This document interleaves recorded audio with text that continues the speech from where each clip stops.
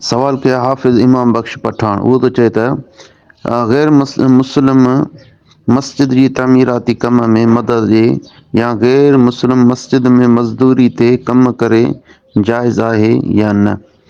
बिस्मिल्लाहिर रहमानिर रहीम। गैर मुस्लिम मस्जिद जी तामीरात में मदद ॾेई त वठणु जाइज़ आहे, पर शर्त आहे त उन जो को बातिल मक़सदु न हुजे, यानी मुस्लमाननि खे इज़ाइण मक़सदु न हुजेसि ऐं एहसान जताइण वग़ैरह मक़सदु उन जो न हुजे त पोइ जाइज़ आहे।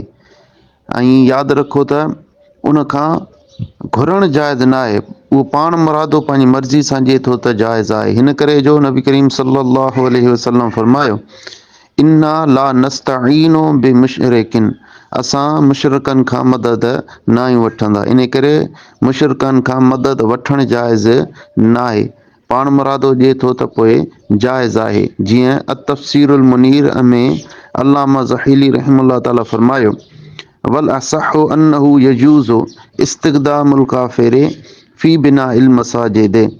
पाण फरमाए थो त सही कौल इहो आहे त काफ़िर खां मस्जिद जी तामीरात में मदद वठणु जाइज़ आहे। इन मां मालूम थियो त काफ़िरनि खां मस्जिद में मदद वठी सघिजे थी। ऐं ॿिए सवाल जो जवाबु आहे त मस्जिद जी तामीरात में बहितर आहे त कंहिं मुस्लमान खे मज़दूर रखिजे, पर जेकॾहिं गैर मुस्लिम खे रखियईं त बि जाइज़ आहे, इन में को बि हर्ज न आहे। जीअं मथे तफ़सीर मुनीर जे अंदरि वज़ाहत थी गुज़री त काफ़िर खां मस्जिद जी तामीरात में मदद वठी सघिजे थी, अहिड़े नमूने सां उनखां मस्जिद में मज़दूरी बि कराए सघिजे थी। वल्लाहु आलम बिस्सवाब।